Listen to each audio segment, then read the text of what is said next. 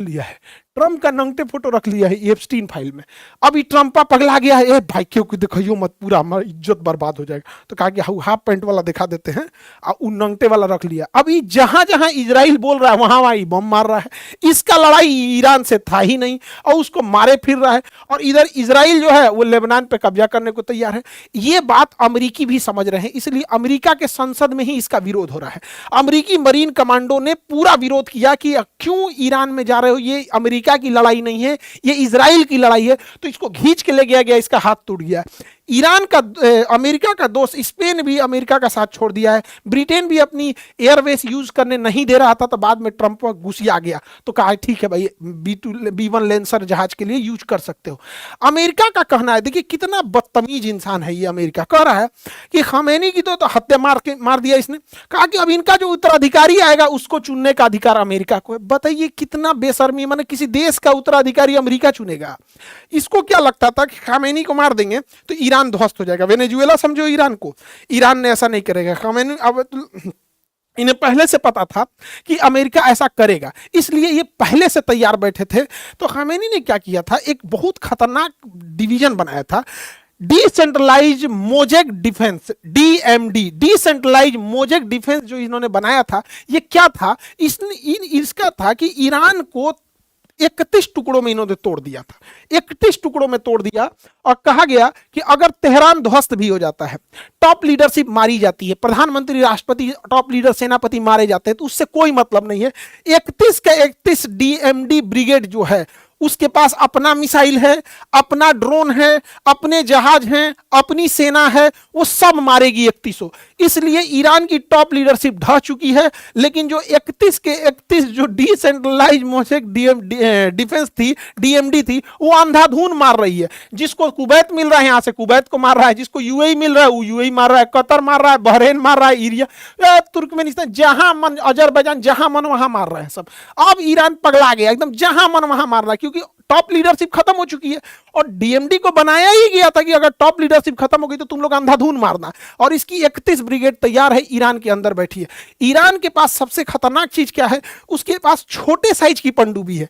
ये बहुत बड़ी पनडुब्बी नहीं, इसमें 10-15 आदमी ही अट पाते, बहुत छोटी पनडुब्बी है। लेकिन जो हार्मुज जल संधि है वहां का उथला पानी है, वहां बड़ी जहाजें नहीं आ सकती हैं और ना ही बड़ी पनडुब्बी आ पाएगी, क्योंकि चट्टान है। ये चट्टानों के पीछे छुप जाएंगे सब, और ये जब अमेरिकी नौसेना पास आएगी तो उसे मारेंगे सब। इसके अलावा ईरान के पास एक मच्छर ब्रिगेड है।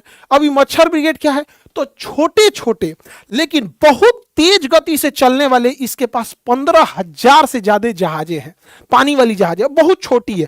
इसका आकार जो है वो एक बस के आकार का है और उतने ही लंबाई में है, ट्रैक्टर बराबर होगी यहाँ पे। लेकिन इतनी तेज स्पीड है, इतनी तेज स्पीड है कि इसको मारना बड़ा मुश्किल हो जाता है। और वैसे भी पानी समुद्र में निशाना लगाना बड़ा मुश्किल होता है कि समुद्र ऊपर नीचे हो रहा होता है, और जिसपे आपकी जहाज है वो भी डिसबैलेंस हो रही होती है। तो इनका क्या है कि ये लोग उसको एज एक साथ 200-400 छोड़ देंगे और उसपे से ये मिसाइल छोड़ देंगे। अब दुश्मन का जहाज कंफ्यूज हो जाएगा कि भैया इन मिसाइलों को मारे कि इन जहाज को मारे। ये मिसाइल भी गति कर रहा है, जहाज भी मूवमेंट कर रहा है, समुद्र भी मूवमेंट कर रहा है, तो कंफ्यूजन हो जाएगा। कोई ना कोई उस जहाज पे जाके लग जाएगा, अगर नहीं लगा तो ये कामाकाजी होंगे, ले जाके अपने आप को उसमें लड़ा देंगे और ये खत्म हो जाएगा। यही वजह है कि अभी तक न इजराइल न अमेरिका की नेवी आगे आई है इस चीज को खत्म करने के लिए, क्योंकि इनके पास मच्छर ब्रिगेड है। ईरान को तबाह करने के लिए अमेरिका सबसे घटिया और नीच काम करने जा रहा है। वह ईरान के ऊपर के कुर्द लोगों को, कुर्द एक कबीला है वहां पर, उन लोगों को इजराइल और अमेरिका हथियार दे रहे हैं और पैसा दे रहे हैं। और पूरी ये जितनी गाड़ियां हैं, देखिए ट्रक, व्हीकल्स, इम्यूनिशंस, फ्यूल, हथियार, पैसा, इंटेलिजेंस, CIA पूरी मदद कर रही है इन लोग की, मोसाद पूरी मदद कर रहा है। और इन लोगों को अपने हथियार, गोदामों में भरे हथियार को पूरा सप्लाई किया जा रहा है। कि ऊपर कुर्द, इन कुर्द को सीरिया से लाया जा रहा है ईरान के पास, क्योंकि सीरिया में सरकार गिरा दिए हैं सब, ये सब इराक में सरकार गिरा दिए हैं सब। तो अब ये कुर्द कहाँ चले गए हैं, इराक के कोना पे। अब यहाँ से पूरे ईरान में ये फैल जाएंगे सब और पूरा आतंक मचा देंगे सब। अभी आपको एक नया आतंकवाद सुनने को मिलेगा, कुर्दिश टेररिस्ट। अभी बताइए, आतंकवादी गलत है सब, लेकिन आतंकवादियों के हाथ में जो बंदूक है वो बंदूक बनाने वाला अमेरिका गलत नहीं है। आतंकवादी गलत है सब, लेकिन आतंकवादियों के पास से हथियार जो अमेरिका है वो गलत नहीं। अमेरिका का हथियार कैसे चलाया आतंकवादियों के पास? तो नियम ये होना चाहिए कि यदि कोई आतंकवादी पकड़ा जाता है तो वो जिस देश का है उस देश पे भी प्रतिबंध लगना चाहिए, और उसके हाथ में जो हथियार है वो जिस देश का बना है वह देश भी प्रतिबंधित होना चाहिए। देखिएगा सबसे ज्यादा हथियार 99% हथियार अमेरिका के बने होते हैं हर एक आतंकवादियों के पास, चाहे वो भारत के नक्सलाइट हो, चाहे कश्मीर में इंसर्जेंसी हो, चाहे अजमल कसबवा हो, चाहे ओसामा बिन लादेन हो, तालिबान हो, आईएसआईएस हो, सबको हथियार यही प्रोवाइड करते हैं। लेकिन इन लोग के ऊपर कोई उंगली नहीं उठा सकता है। सोचिए अमेरिका जहां जा रहा है, ये जो काम कर रहा है, यहां युद्ध के बाद एक आतंकवादी पनपेंगे सब। अमेरिका ने यही तो किया था इराक में, उसने आईएसआईएस आतंकवादियों को पैसा दिया और पूरा जब चला गया तो वहां से आईएसआईएस आ गए सब। रूस को मारने के लिए ओसामा बिन लादेन को ट्रेनिंग दिया, हथियार दिया, उसके बाद अलकायदा तैयार हो गई।